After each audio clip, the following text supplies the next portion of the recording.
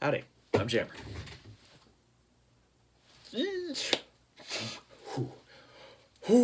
Okay, okay. So, this channel, from the start, has never been about a best of.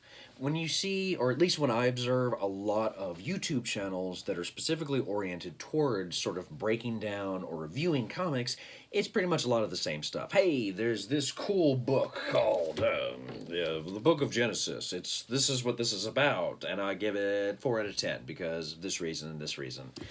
And there's nothing wrong with that. Those people are performing a service. They're responding to texts in their own way, and for a lot of people, that's what they want out of a book review. For myself, I'm never entirely comfortable doing just that. Not because I don't see any value in it, but more because I see a lot of people doing that. As such, it's my response is, okay, well, we've already got 400 people doing that. So what aren't people doing? Or what are they not talking about?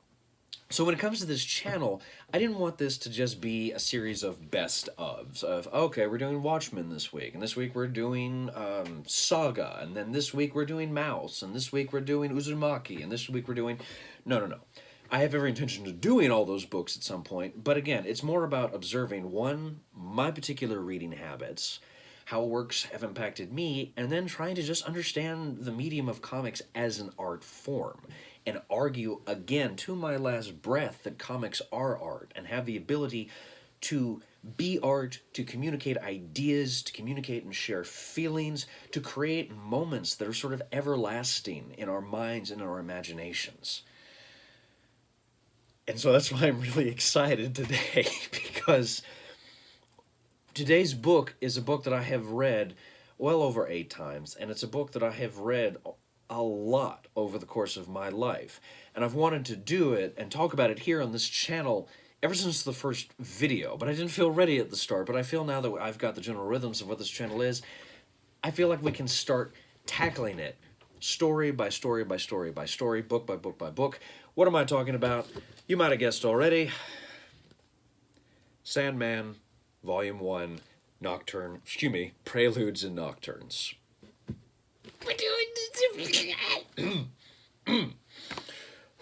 also just replaced a light bulb, so you might be noticing some more sheen on me than normal. Whatever the case, yes, we're finally getting around to doing the Sandman series, and we're starting off with number 1. Now, right off the bat, there's a small group of people who might be watching this who may be going, Jammer, we've talked about this. You don't start with Sandman number 1. You start with Sandman number 2, and then you go back to number 1. But I'm going to break precedent because I just want to start here and move forward because, again, these videos are about exploring medium of comics and how they can develop and change over time. As such, you got to start with number 1. Now, if you've never heard about Sandman, get off my channel. I'm kidding. Stay. If you've never heard of the Sandman, it's an important book. Not simply just because it's a fun read, but also because it's just really important to the medium of comics.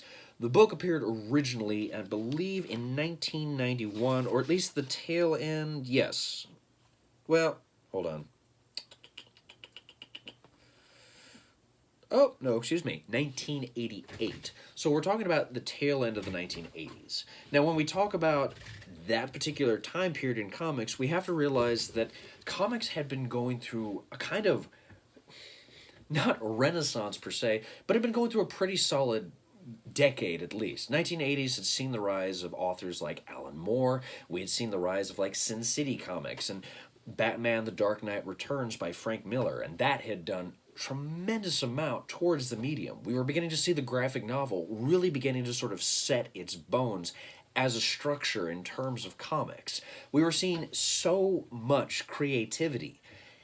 And alongside with that, we were beginning to see a shift in terms of visual aesthetics in the overall culture. Because the 1990s would see the rise of bands like Nirvana, 9 Inch Nails, Marilyn Manson, and then especially when you're talking about comics in the 1990s, you're going to be seeing the beginning of companies like Image, superhero characters like Spawn, and then, of course, the rise of artists like Rob Liefeld, which... Oi. The 90s weren't a very good time for comics, economically speaking, but they did have a creativity and a visual language into their own. And when we're talking about something like the Sandman, you really have to credit books like this in really helping push that along. Sandman was one of the comics that, despite a lot of the chaos and bedlam that was the 1990s, Sandman remained consistently strong, and dare I say, established almost a kind of modern mythology that people are still looking back to today for inspiration. As you can tell, I love this book, and I love Neil Gaiman, and I have every intention of covering every single Sandman book on this channel. One, because I love it, but then also two, you can't not talk about comics without talking about Sandman. Now, again, that was a very brief overview of the sort of cultural legacy of Sandman. I'm sure that there's going to be a dozen more little afterward videos that I'll sort of hop back in and talk about. And I also have several little independent issues. I say little, but yes, I have several actual independent issues of Sandman that I've shown, that I've shown before on this channel. Well, actually, that's Hellblazer, so don't ignore that one. But I love Sandman, and I have every impetus. Bleh, I need to slow down. I'm getting too excited. I have every intention of covering as much about Sandman as I possibly can while I have breath in my body. So, I've gushed enough. We're at 6 minutes. Holy crap. Let's get into why, content-wise, Sandman is amazing and contributes so much to the medium of comics just in terms of narrative storytelling. Okay. So, had to move the right light bulb around because, well, it's still kind of glaring on me. So my apologies. I have nothing in the realms of cinematography experience. Anyway, also, small note, you may hear music or sounds coming from the other room. That's because I usually listen to classical music in the morning when I'm drinking my coffee and reading my comics and trying to wake up. So if you hear, like, Shostakovich or Beethoven or Erik Satie play in the background, that's just, ignore that. I have to keep my door open because my dogs and cats won't leave me alone. Anyway, when we're talking about the content of Sandman, it's important to know at least a little bit of the history. Now, I actually know somebody who knows a lot more about comics than I do. His name is Dave Siegler. He's the owner of Ground Zero Comics, and he actually did a video for his YouTube channel on Ground Zero Comics called Interestingly Enough, and one of the first videos was about the character Sandman. Originally, the character was based off of a Golden Age superhero who used sleeping gas in order to fight enemies, and he had this weird kind of mask that he wore. That is not what this story is about. You'll note this book is a Vertigo imprint. Now, Vertigo, unfortunately, is no more. It was a subsidiary of DC, which was designed to put out some of the more darker-edged comics. So a lot of the Hellblazer and Swamp Thing. That's usually where you would find stories like Sandman. They're books which would sort of explore darker themes and elements, and DC really wanted to try to build this up. They've since folded, but now they've kind of recreated this new thing called Black Label, which is kind of like Vertigo, but not the same thing. But what's important to note here is that the character which existed in the 1940s is not the character that exists today. I'll post a link to Dave's video in the description section below because the original character is actually really interesting. A lot of those Golden Age comics are just so wacky and strange and surreal sometimes. It's worth your time. So is Ground Zero Comics. Check them out. Anyway, when Kathy Berger, the editor of Vertigo, approached Neil Gaiman in the 1980s with the idea of creating the Sandman comic, she wanted something a little bit different. So hold on. Say hello, Huckleberry. Hello, Internet. I'm Huckleberry. Anyway, when Kathy Berger originally approached Neil Gaiman with the notion of bringing back Sandman, she approached him with the notion of, hey, why don't we try to do something a little different? Now, note, this is 1980s Neil Gaiman. He had, at this moment, done Violent Cases with Dave McKean, a really, really great book that I intend to talk about. But he was sort of coming off his career as a journalist and moving into the realm of comics, a medium that he really enjoyed and loved and appreciated and wanted to break into. Sandman was really his opportunity to kind of just have a concept and run with it. Here's what he did. Sandman is effectively the story of not necessarily gods or titans, but a race of beings called the Eternals. These are physical embodiments of anthropomorphic ideals. The Sandman series primarily follows the character of Dream. Dream is, apart from being the original goth, let me find a nice solid photo of the man. Here we are. Dream is, apart from being the original goth, much like Neil Gaiman was in the 1990s, the physical embodiment of dreams, both in terms of dreams of goals, ambitions, and desires, but though I have to use that word very carefully, but then also the actual realm of dreams itself, those bizarre visions that come to us while we're asleep and we observe just all manner of fantastical moments and ideals. Dream becomes the victim of a small cult in the 1970s who are attempting to trap Death. Death, of course, being one of the other Eternals.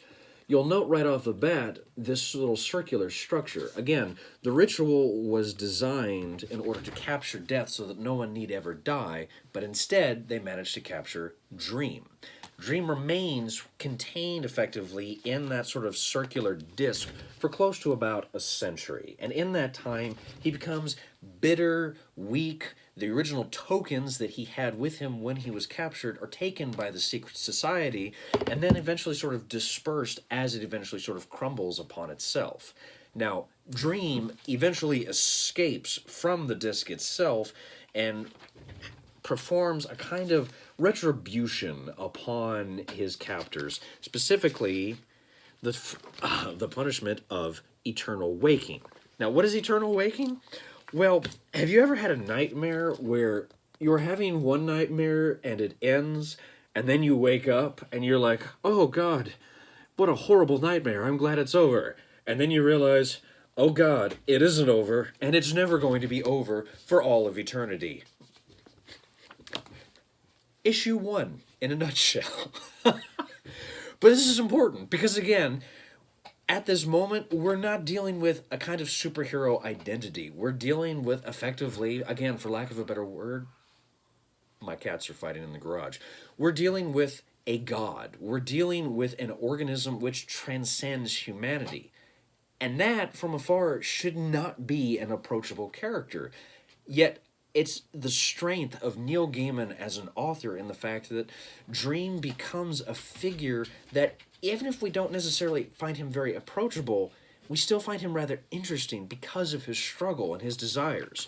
Following his escape, he returns to the realm of dreaming, his home territory, his castle, what have you, and he observes from his former librarian Lucian, a character which I embody to be to my last breath and hopefully one day will achieve.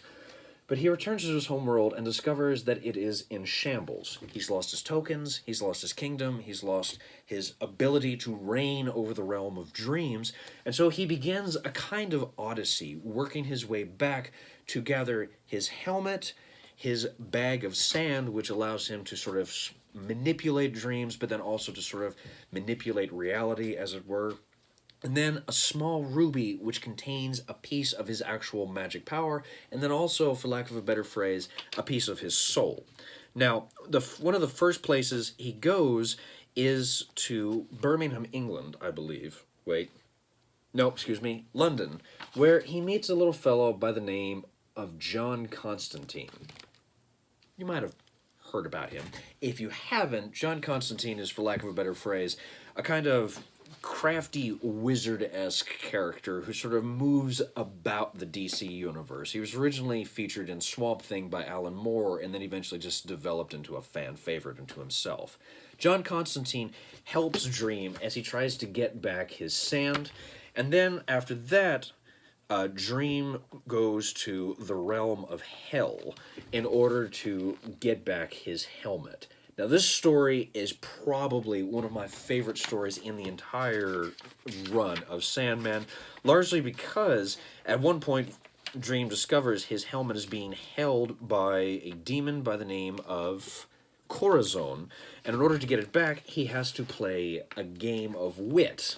And so, in one particular beautiful passage, we observe the demon offering, "I am a snake," to which case Dream counters, "I am a buffalo," and then "I am a parasite," and from there, the game continues to play.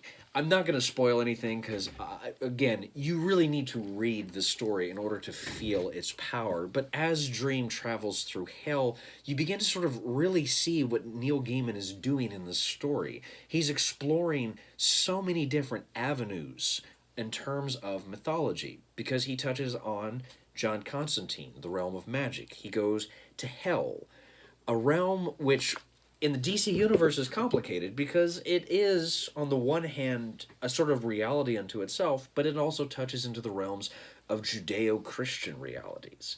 And this is something really important when we talk about the narrative content of Sandman. Neil Gaiman, throughout his entire body of work, likes to play with mythology. You can see this most readily apparent in stories like American Gods, which is not just a show on Showtime, it's also a really, really great novel, and you should totally look it up. Back to the story. After Dream goes through hell, he encounters the Justice League. Now, again, this is one of the things that when we look at the first volume of Sandman, it's important to recognize that Neil Gaiman was still very much working in really much the realms of DC Universe. He wasn't really an established author. So a lot of the content of his story is going to sort of pick and choose and borrow from other sources. What's unique content-wise about the story is watching Neil Gaiman as a writer develop. Because at the very beginning, we see ourselves immersed in the realms of magic and superheroes of the DC Universe. That's the world that Dream is really sort of founding himself into. Now, what becomes really important, however, is that at the same time that Dream is going through this journey, we have a character by the name of Dr. Destiny. He is an old character in the DC Universe, and technically speaking, he was actually in, I'm going back here because I have it on hand, he was actually, you may remember, included here in Arkham Asylum. He was the character in the wheelchair who gets pushed down the stairs by Batman. He's the one who, if he looks at you, he can effectively make you disappear. It's a little detail, but it's a character that harkens back to references to the JLA universe. So in terms of the content of Sandman, we have to recognize this first book is really steeped in a lot of the lore of the DC universe. But what's unique is that Dr. Destiny attains Dream's ruby and then begins to use it in a way that is not really familiar probably to a lot of readers up to this point. Because usually, again, when we're talking about the 1980s, we're still talking about an age where villains hadn't pushed so far. You did have books like The Killing Joke, where the Joker cripples Barbara Gordon and then effectively rapes her, according to canon that I've read. Again, somebody can probably challenge me on that, but the general understanding is that the Joker raped Barbara Gordon along with crippling her. So that example, alongside comics like Sin City, had sort of pushed the envelope of what you could really do psychologically to the reader. But what's unique about Sandman as well is you're really beginning to see it push more forward into the realms of psychological manipulation, because once Dr. Destiny achieves Dream's little scepter, in one particular story, 24 Hours, a story which in my opinion is probably one of the best things Neil Gaiman has ever written, along with one of the most challenging stories just ever produced in comics, we see Dr. Destiny sort of push the realms of humanity by steadily making everyone in the world insane. In one particular instance in 24 Hours, we see him basically trap a group of people in a diner and then steadily, over the course of, again, 24 hours, lose their mind, violently kill each other, until eventually everyone in the diner is destroyed. Now, again, this is where the story can really push its darkest realms, and forewarning, it may be a tad triggering to some readers. But what's important is Dream eventually conquers Dr. Destiny, reclaims his artifacts, and kind of comes full circle. That would at first seem to be the arc of the story, and that would be a fine arc. But one of the things content-wise that makes Sandman so profoundly beautiful, and one of the ways it managed to create the lasting impact that it did, is largely due to the last story in the book, The Sound of Her Wings. This story changed comics. primarily because it introduced a female character by the name of Death. And I have to make sure, because I'm at 13 minutes now, people's attentions are probably already waning. But I also have to be careful because I can sometimes gush about Death. I love her so much. But Death really changed things, and Death is really where you see the comic kind of come full circle. Death is another one of the Eternals. Her responsibility is, obviously, over the realm of death. But what was unique about Death is, again, if you pause this screen and really read her stories, or really read her dialogue, she's cute, she's charming, she quotes Mary Poppins. And then, on the very next day, or no, excuse me, the very next few pages, she challenges Dream and tells him to, like, he needs to move on, he needs to get over it, he needs to find a semblance of self. The reader then goes through and follows Death and Dream as she goes along and begins collecting souls to take to the other side. And by watching these people's lives end and by watching people's reactions to Death's interaction with them, Dream begins to kind of reevaluate himself, what he wants to do, what his journey ultimately will be. And it ends with a kind of final reaffirmation of self. The Lord of Dreams has once again found purpose in his life. I've talked now for about 15 minutes about what this book is about. And obviously, it's a weird book, and it's a strange book, and it relies at the very beginning on a lot of previously established lore in terms of the DC universe, and then eventually manages to sort of create its own manner of mythology. What's beautiful about the story of Sandman is it's about the arc of someone who has hit one of the ultimate lows and manages to recreate themselves through a journey and find themselves at the very end. And what's really interesting is the fact of the matter is that this is not a mortal being, or at least not mortal in the way that we human beings would describe it. This is effectively a god, a force of nature. The very concept of dreams itself manages to find purpose again in his existence. And that in itself, one, is freaking mind-blowing and so freaking cool, but it's also incredibly beautiful. And it helped establish the creative mythos of the Sandman universe in a way that readers had never really seen before. This series would continue through for about 10 more bound trades, then an 11th bound trade, and then dozens of side stories and spin-off graphic novels.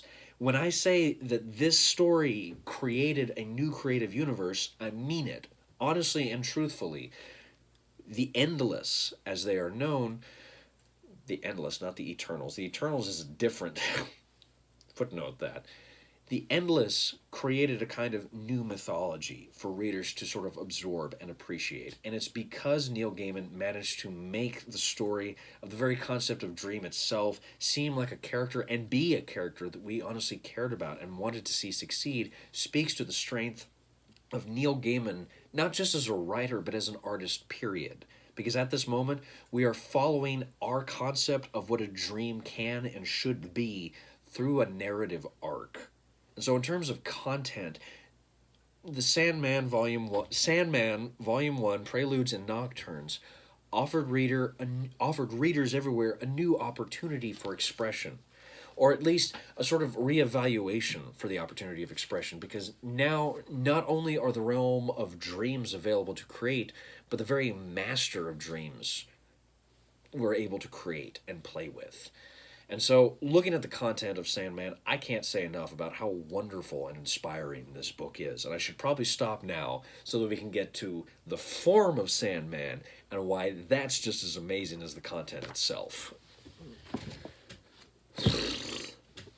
Okay, so now we've talked a great deal about the content of Sandman Volume 1, Preludes and Nocturnes. Let's now talk about the form, because as much as the content of Sandman Volume 1 is astoundingly beautiful to me, it's in the artwork that you really begin to sort of feel and establish the bounds of this world, particularly the magic elements that are just sort of ever present to the reader as you're reading this. Now, one of the interesting things about this particular first volume is that there's a kind of disequilibrium in the art. And that's primarily because you had two different artists. Now, Sandman, throughout its entire run, would be open to a wide variety of artists. There wasn't anybody who was entirely just established. But for the most part, you really had the work of Mike Dringenberg. He was really the one who sort of established and became the main artist for the Sandman universe. But it's also important to note, in this first volume, it really began off with Sam Kieth. Now, Keith's work, as you can see probably from some of those first few pages that I showed you, is very distinct in itself. While Dringenberg's style tends to be very hard, very sort of realistically centered, Keith's work is far more stylized. There's a lot of fleshiness and bold, dynamic lines and figures. The human form is not often presented in a kind of realistic perspective. Oftentimes there's exaggeration and there's a kind of, what's the right word for it? The only way I've ever found a way of truly describing it is, well, gooey. If you've ever seen Sam Kieth's work on a regular basis, his characters seem very fleshy. It's not necessarily that they're not realistic, it's just that there's a lot more attention paid to the kind of fleshiness of the human form itself. Now also, when we're talking about Sandman, you can tell already, just by looking at this page, when we're talking about panel layouts, when we're talking about the movement of figures to the story, there is so much play going on.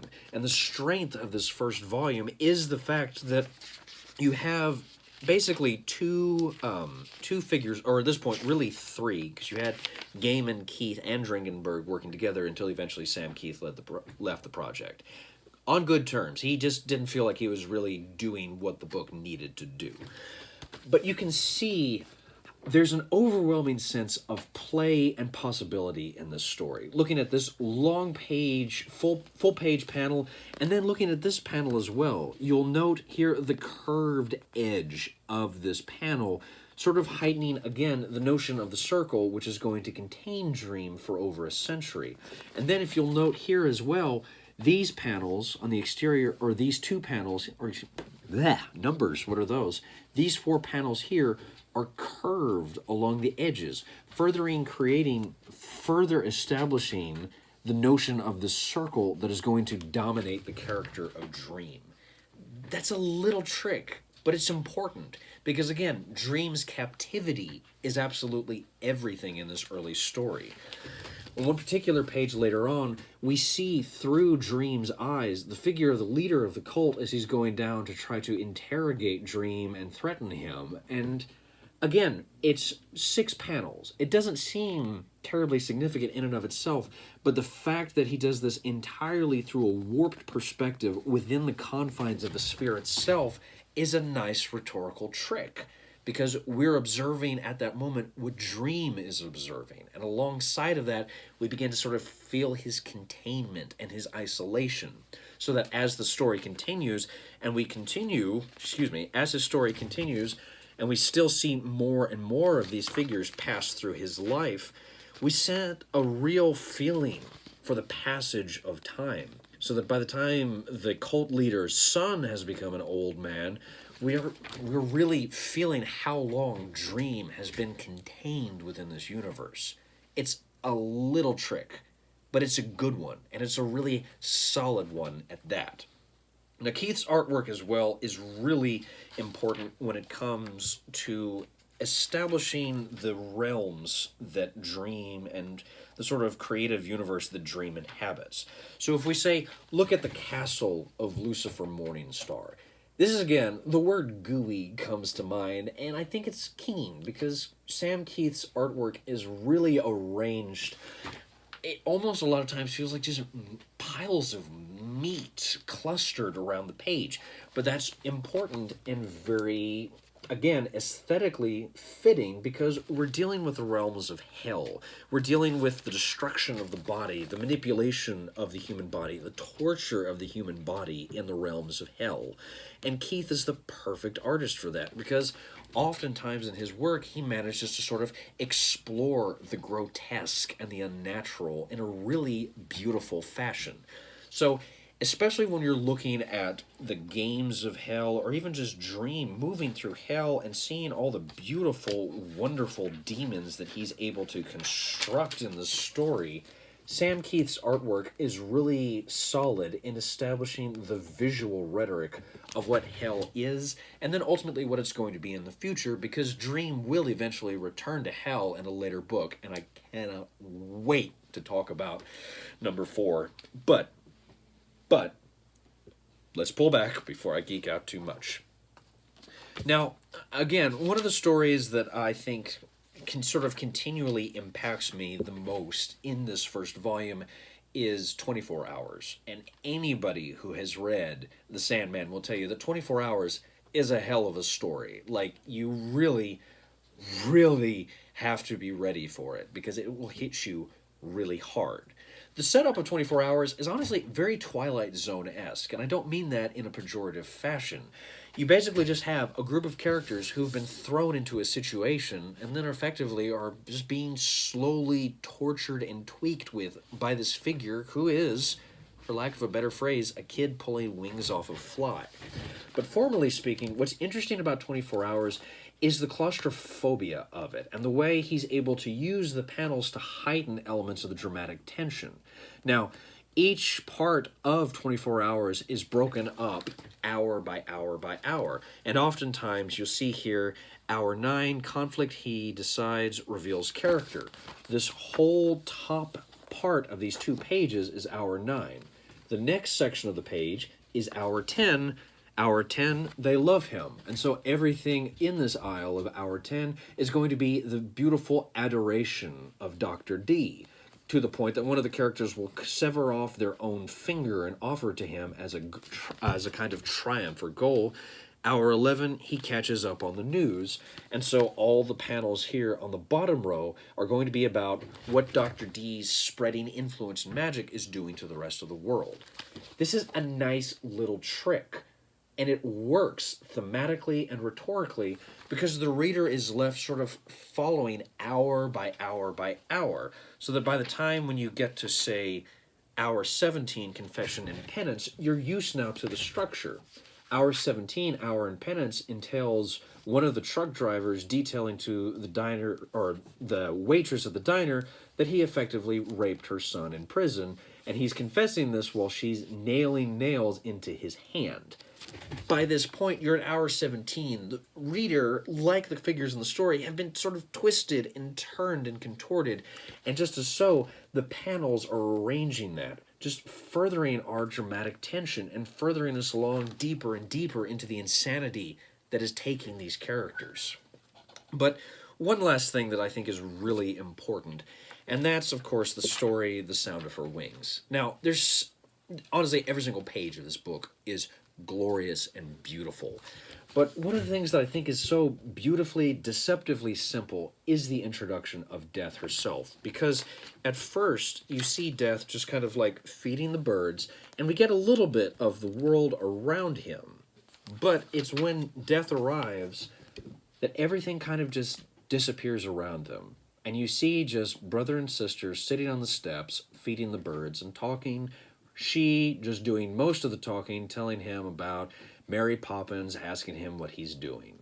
But you can see, again, what's important about these 2 pages is a sense of play. You have the thematic elements of everything disappears but the 2 figures, but then also, too, the panels lose a lot of their outer realm. Like even here where we get a lot of the outer structure of a panel, you'll see the top part of it just kind of fades away. There's a real beautiful sense of possibility in these moments as these characters are sort of talking and conversing. So on the one hand, though we don't recognize that this woman is the embodiment of death, we sort of feel the power of her by having everything around her disappear.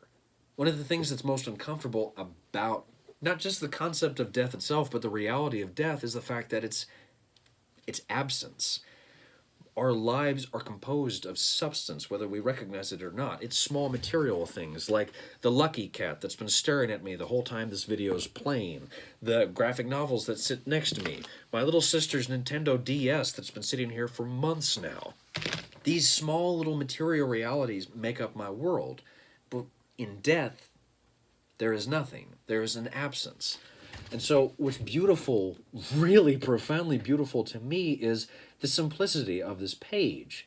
Because there's a lot of interesting play in the layout of the panels, but the absence really helps heighten, not a dramatic tension, but just the sort of reality of death in the story.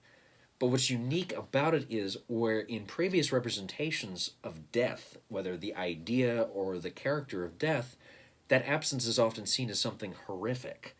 Whereas in Neil Gaiman's universe, death is not a sort of bleh.